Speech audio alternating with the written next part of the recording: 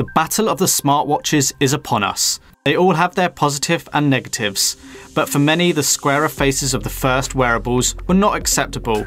Now it's about circular displays. Motorola stood first with the Moto 360, but LG has quickly followed with the G-Watch R.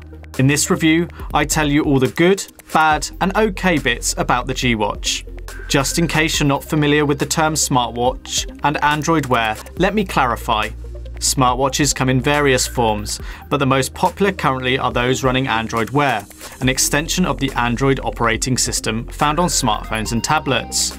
The smartwatch is a wrist-mounted wearable designed to look sort of like a watch that in itself is relatively useless unless paired via Bluetooth with an Android smartphone, at which point it becomes considerably more powerful as key data from the phone is sent to the watch, thus reducing the need to interact with the phone.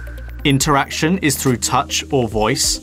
There's a lot to Android Wear, but you can get a good idea of it by watching the Android Wear video on our channel.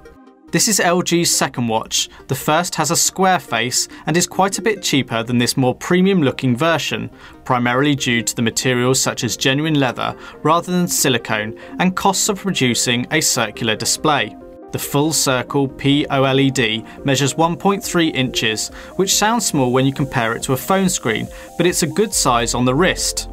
The display is crisp and bright, and generally I had the screen at half its potential brightness to conserve power, and frankly, knocking the brightness up would not have really affected the experience. I could also read it comfortably in bright sunlight.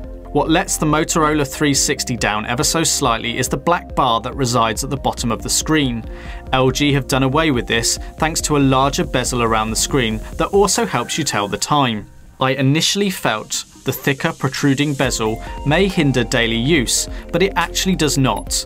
The design itself will not be for everyone. The 360 in my opinion looks more classy and refined, whereas the G-Watch R looks more masculine. If I had to choose one on looks, it would be the G-Watch R. It does have a button on the right side for powering the screen on and off, and on the back is the heart rate sensor and charging pins. On the wrist, it is not small, you certainly notice it, and it's a little heavy at 62 grams, but you soon get used to it. At 9.7mm thick, it's thicker than most watches, but not overly so considering there's a 410 mAh battery, 512MB of RAM and 4GB of internal storage. A small potential issue for some is that being thicker and slightly larger catches on tighter fitting shirt sleeves. It's not a big issue, but sometimes if you wish for a simple glance, it may not be quite as slick as you would like. As is common with smartwatches, the G-Watch R has an IP67 rating, meaning it is fine if you get caught in the rain. It is worth confirming that the G-Watch R only works currently with Google Android smartphones running Android 4.3 and with Bluetooth 4. Sporting a large 410 mAh battery, 2 days usage is most certainly possible. You may squeeze a little more from it. If you opt to have the always on screen feature, expect around 1.5 days of usage. Rather frustratingly, you do have to dock the G-Watch R in its special dock for charging. The dock has a micro USB connector on it for a conventional mains charger to be connected to it. In the dock are several gold pins that align with the back of the watch with the help of a magnet and charge the device. It takes about an hour to charge the watch. Whether you are considering any of the current crop of Android Wear watches, the OS on them is virtually the same, with a few small tweaks between each. Primarily, the different watch faces and hardware-specific implementation. For instance, the heart rate monitor on the G-Watch R differs to that on the Motorola, but they both work. What is particularly good about the G-Watch R is the vast array of watch faces available, some of which show you additional information such as your heart rate. The ultimate purpose and benefit of Android Wear is the reduction in interactions with your smartphone. Whilst it constantly needs to be in range and functional to ensure the watch works, together they make a powerful combo. For me, when out in public, in the car or in the middle of something, and the phone is in my pocket, the G-Watch R comes into its own. A quick glance and the importance can easily be determined. OK Google is the command word followed by the relevant other words depending on the desired result. Web searches are simple. OK Google, what's the time in New York, etc.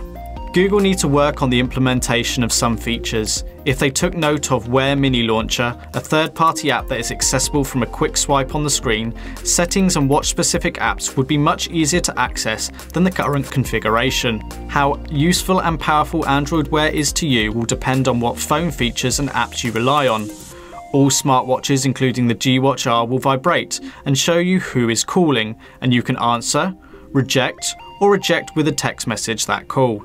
You cannot then complete the call from the watch. You need to get your phone out. There is no speaker on the watch. Not ideal, but it could be useful on some occasions if there was one. When I reviewed the Motorola Moto 360, I said I would opt for that if I had to really choose a smartwatch. However, I do really like the G-Watch R. It has a certain appeal that no other smartwatch has for me.